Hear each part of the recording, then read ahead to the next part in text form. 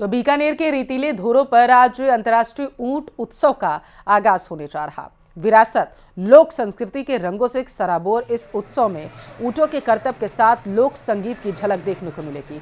साथ ही mister Bikaner, miss Marwar जैसी कई आयोजन भी होंगे। पिछले 32 साल से आयोजित इस उत्सव को देखने के लिए देसी विदेशी सैलानियों में खासा उत्साह रहता है।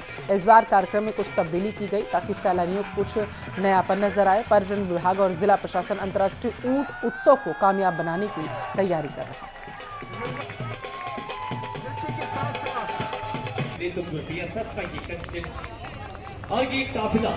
धीरे-धीरे आगे बढ़। ये तस्वीरें देखिए, इन तस्वीरों को देखने के लिए देश विदेश से लोग आते हैं क्योंकि ऊंट उत्सव यहाँ पर मनाया जा रहा है और ऊंटों के फरों पर जो नक्काशी की जाती है उसको देखने के लिए लोग आते हैं। और ख़ास करके जो यहाँ पर उत्सव मनाया जाता है तो उसमें तरीके के ऊँटों को सजाकर जो है वो लाया जाता है ताकि उनकी प्रदर्शनी लगाई जा सके।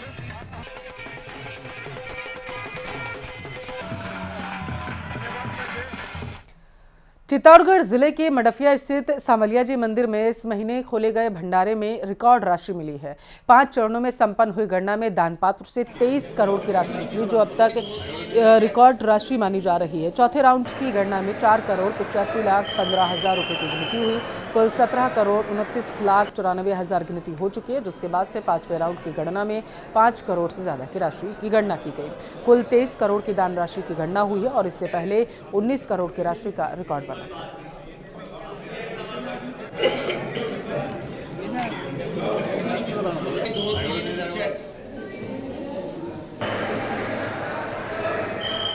नमस्कार, बहुत स्वागत आपका स्पेशल रिपोर्ट में। मैं हूं आपके साथ श्रुति श्रीवास्तव।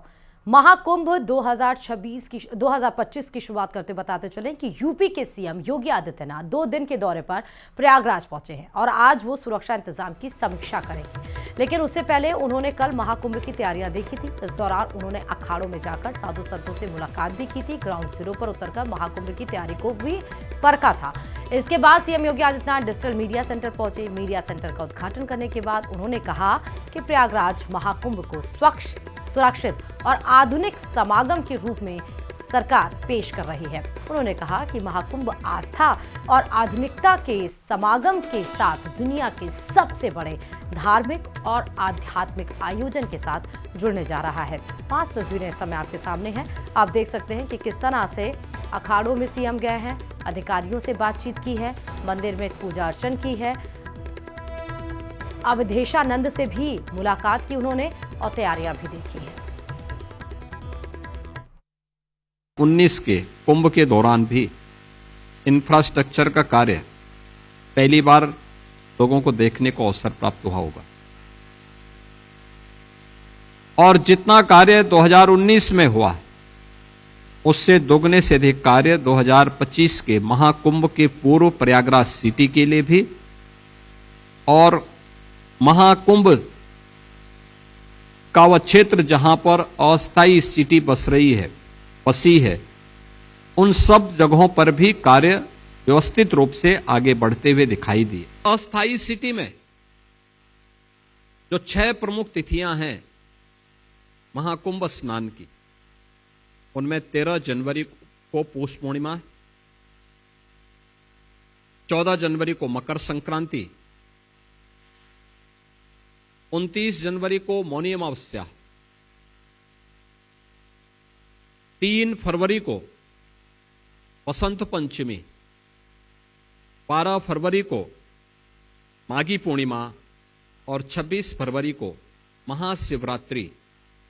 ये 6 प्रमुख स्नान हैं जिनमें 3 जो परंपरागत रूप से शाही स्नान थे, जिन्हें अमृत स्नान के रूप में संतों ने उसे मान्यता दी। ये 3 प्रमुख होंगे मकर संक्रांति का, मौनी अमावस्या का और बसंत पंचमी का। कुंभ में अलग अलग तरह के हठ योगी आ रहे हैं। कुंभ में पहुंचे एक साधु ने 20 सालों से बाल नहीं कटवाए हैं, ना ही अपनी दाढ़ी कटवाई है, जिसके कारण उनकी दाढ़ी इतनी बढ़ गई है कि अब इसे हाथ में लेकर चलते हैं। देखिए सर। तो देखिए, महाकुंभ में आपको एक से एक योगी मिलेंगे। हठ योगी इन्हें कहते हैं, जो अलग अलग तरीके से साधना करते हैं। जहां किसी ने हाथ उठाया हुआ है, किसी और तरीके की साधना। अब एक बाबा मिले जिनकी दाढ़ी इतनी नहीं, इतनी लंबी है कि इन्होंने हाथ में देखिए अपनी दाढ़ी पकड़ रखी है। दिखाइए जरा। 11 फुट लंबी है। 11 फुट लंबी है ये। क्या नाम है आपका? आनंदगिरी। आनंदगिरी। कौन से अखाड़े से जुड़े हैं? जूना खाड़े से। जूना अखाड़े से। ये भी क्या साधना में ही आता है कि आपने अपनी दाढ़ी काटी नहीं अभी तक? क्या साधना है ये? संतों का आभूषण होता है साधना। संतों का आभूषण होता है, लेकिन अक्सर इतनी ही रखते हैं दाढ़ी। ये तो आपने इतनी लंबी कि आपने हाथ में। हाँ, मेरी बड़ी थी दाढ़ी। अब आपने कटवाई नहीं? नहीं। ये किसी तरीके का हठ योग तो नहीं है? नहीं है, जो कुछ नहीं है। हठ योग नहीं है, लेकिन आपने रखा है। ये भी एक श्रृंगार है, तो इसे हाथ में महात्मा श्रृंगार होता है ना ये भी महात्माओं का श्रृंगार। ये आपके सब शिष्य है? शिष्य है। ये सब जटाओं को क्यों इतना लंबा रखा जाता है? क्या कहा जाता है? संतों का वस्त्र होता है ना। वस्त्र होता है, हमारा आभूषण है। ये आपका आभूषण है। आप इतना ही लंबा रखेंगे तो कुंभ के बाद अब ये हो सकता है कि आप कटवाएं? नहीं रखेंगे ही। इनको रहेगी। अब रखेंगे ही। जब तक शरीर में प्राण है तब जब तक शरीर में प्राण है तब तक रखेंगे। जटा और दाढ़ी है। ये इतनी लंबी, चाहे जितनी लंबी हो जाए, हाथ में से लेके होता चलेंगे। है। तो एक से एक हठ योग आपको यहाँ देखने को मिलेंगे। महाकुंभ मेला क्षेत्र में अखाड़ों की रौनक दिखने लगी है और वहां पर घंटों और शंखनाद सुनाई देने लगे हैं। महाकुंभ क्षेत्र से न्यूज़ 18 इंडिया की एक रिपोर्ट भी आपको दिखाते हैं।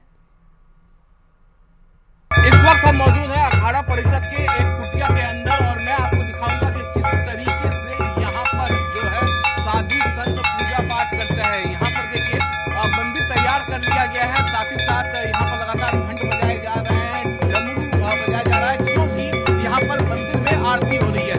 अब हम आपको एक तस्वीर यहाँ पर दिखाते हैं, आरती की एक तस्वीर दिखाएंगे। जरा एक बार फिर से ये तस्वीरें जरा पैन करके दिखाइए। यहाँ पर किस तरीके से यहाँ पर घंटी वगैरह बजाई जा रही है यहाँ पर।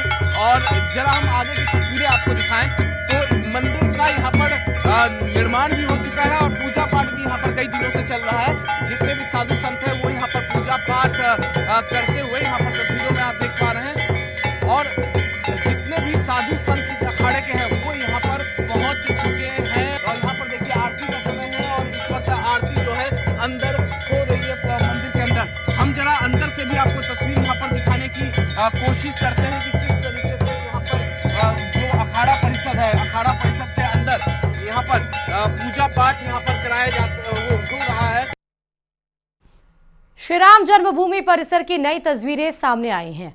अयोध्या में रामलला की मूर्ति की प्राण प्रतिष्ठा की पहली वर्षगांठ धूमधाम से मनाई जाएगी और इसकी तैयारियां जोरों पर है। 11 से 13 जनवरी तक होने वाले इस भव्य आयोजन में श्रद्धालुओं को शामिल होने का मौका मिलेगा और इस बार वे लोग भी इस आध्यात्मिक उत्सव का हिस्सा बन सकेंगे जो पिछले साल ऐतिहासिक प्रतिष्ठा समारोह में शामिल नहीं हो पाए थे।